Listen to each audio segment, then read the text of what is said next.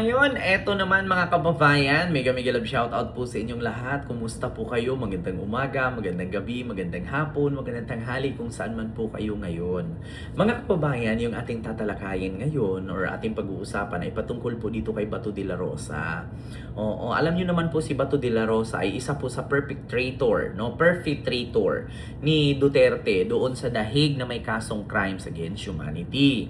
So ngayon mga kababayan, marami nga pong haka-haka, marami pong chismis ang nagsabi na si Bato daw ay ayaw sumuko, ayaw sumurrender sa ICC kung sakaling may warrant. So ngayon pa nga lang na walang warrant ay nagtatago na. So ngayon mga kababayan, ito po ang sabi ni Attorney Maria Cristina Conte ng tawag dito, isa sa legal counsel no ng mga biktima ni Digong sa war on drugs na posible nga bang si Bato ay magiging state witness kung sakali halimbawa hinuli si Bato, may warrant si Bato mula sa ICC tapos inaresto siya. Pagdating doon sa ICC, instead na si Bato ay isa sa akusado na ikulong katulad kay Digong, may possibility ba daw na si Bato ay magsalita at ilaglag si Digong, iako lahat kay Digong ang kasalanan. At sabihin ni Batong inutusan lang siya, sumunod lang siya sa utos ng Commander-in-Chief noong presidente pa si Digong. So, pwede ba daw yung ganon at maaabsuelto si Bato? So ngayon mga kababayan, pakinggan po natin si Attorney Conte sa reaksyon na yan. Kasi marami pong taong nagsasabi mga kababayan na si Bato ayaw sumuko kasi gusto daw niya makita lagi ang kanyang apo. Mahirap daw kasi daw pag nakulong doon. Kasi nga daw kung wala kang bilyon, wala kang milyones, hindi ka makakadalaw doon. Totoo naman po talaga mga kababayan. Kasi bakit? Ang pamasahe po from Philippines to Netherlands ay kulang-kulang po 70,000, balikan 100 plus. 120,000 plus. So ngayon mga kababayan, syempre, may ganun bang kalaking pera si Bato na pwede siyang bisitahin ng asawa niya, ng anak niya at ng apo niya? O baka naman mamatay na lang siya doon, hindi pa rin siya nabibisita ng mga apo niya, anak niya, asawa niya. So may possibility ba daw na pwedeng gayahin ni Bato si Garma na magiging state witness na lang at ilaglag si Digong para kung sakali si Bato maabsuelto, makakauwi ng Pilipinas. So magiging witness siya. Mga kababayan, pakinggan niyo po ang reaksyon ni Attorney Cristina Conte kung ganun po ba? May possibility bang ganun at mangyari ba? So pakinggan po natin.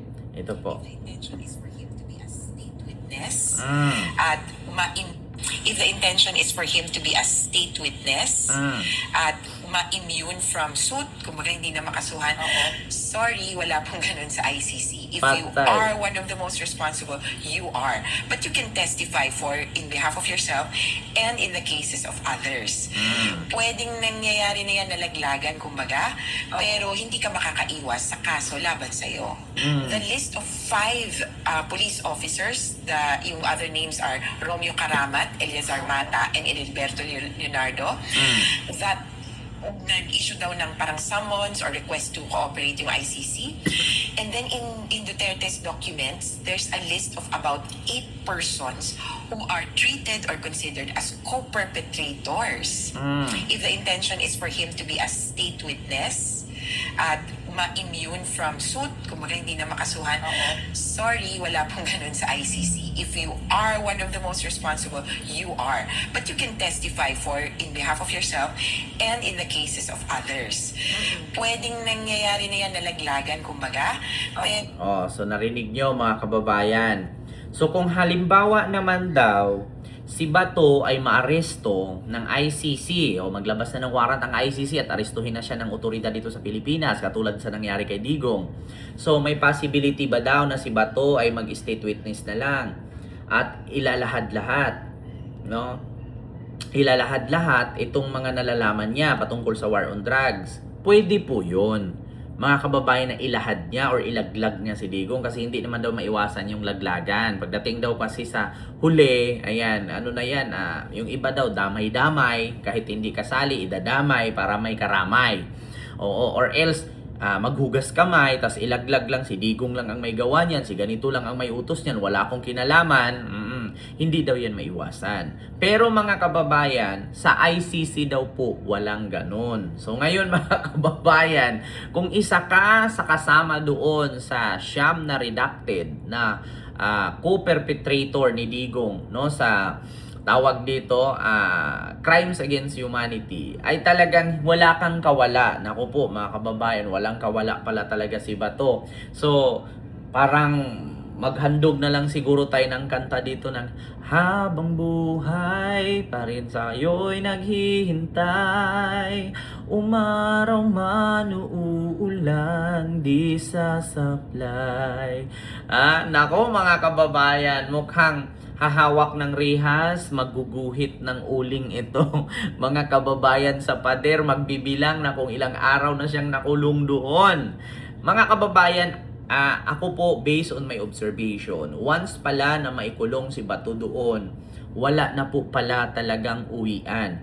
Ganito po kasi mga kababayan, sa ngayon po kasi si Digong ay hindi pa po dumalo sa isang hearing. Kasi nga, according sa kanyang abogado, si Digong daw po ay unfit to stand trial.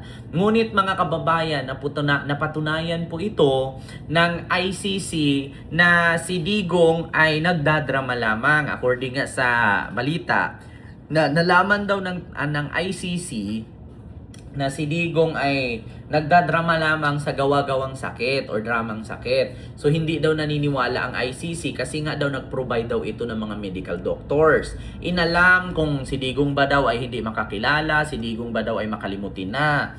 So ngayon mga kababayan, according po sa mga doktor na tumingin kay Digong ay hindi daw po totoo. Si Digong daw ay nagdadrama lang. So si Digong ay fit to stand trial. So hindi po natin alam mga kababayan kung kailan ang sunod na hearing ni Digong kasi according nga sa mga abogado na 1 taon daw po ang aabutin bago mag-set ulit ng hearing kung anong petsa, anong buwan at anong taon. Kasi actually mga kababayan, September 23, 2025 dapat yon ang unang hearing ni Digong na either siya ay ma-convict or ma-acquit doon sa ICC. Ngunit mga kababayan, tinagal po ng kampo ni Digong na hindi siya maka-attend. Pinatagal-tagal po nila para sa madaling salita, gusto na nga daw nilang palayain kasi matanda na. Wala daw pong ganun sa ICC kasi sabi nga ni Attorney Conte, marami din daw pong matanda sa ICC nakakulong na kasing edad ni Digong.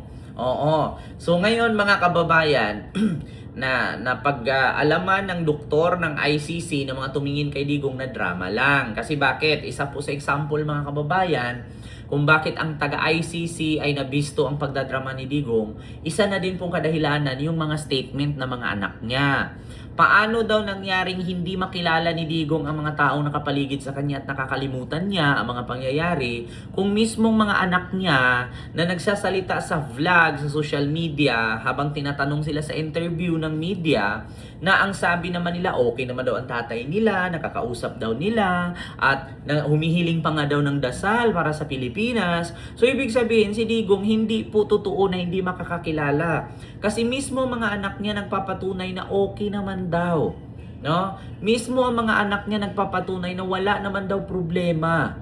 No? Okay naman, tapos payat nga lang daw, pero nakakakilala pa naman daw. So mga kababayan, hanggat si Digong ay mapatunayan na guilty sa kasong crimes against humanity at ma-convict siya, lahat po ng mga co-perpetrator niya, yung 8, no? Kasi siya siyam. Si Digong ang pang-10 na akusado dito sa ICC Crimes Against Humanity. Pag once na si Digong ay convicted, yung siyam na redacted doon na sangkot or perpetrator dito sa war on drugs ni Digong ay lahat na po sila damay.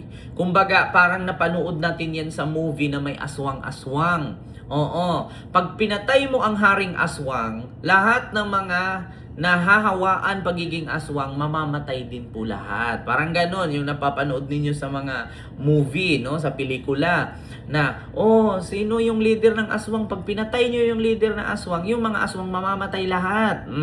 So doon sa ICC, kapag na-convict ang leader, lahat po yun convicted. Wala nang absuelto doon. Either pwede mong ilaglag si ganito o mangdamay ka, pero hindi ka makakatakas sa anumang kaso na isinampa sa'yo ng ICC ni Trillanes. Naku po mga kababayan. Kaya dapat lang pala talagang magtago si Bato. Kasi bakit? Kung hindi siya magtatago, hindi na niya makikita ang kanyang apo. Nako mga kababayan, walang kawala si Bato. Patay kang bata ka. Wala daw pong kawala si Bato mga kababayan. Nako, iyakan dito mga DDS. Iyakan po tayo ngayon. Nako po, kawawa. Nako, Diyos mio. Marimar, patay kang bata ka. Ayun po yun ha, mga kababayan. Naku po, ayan, kawawa si Bato. Nako, yun po yun, na walang kawala si Darak.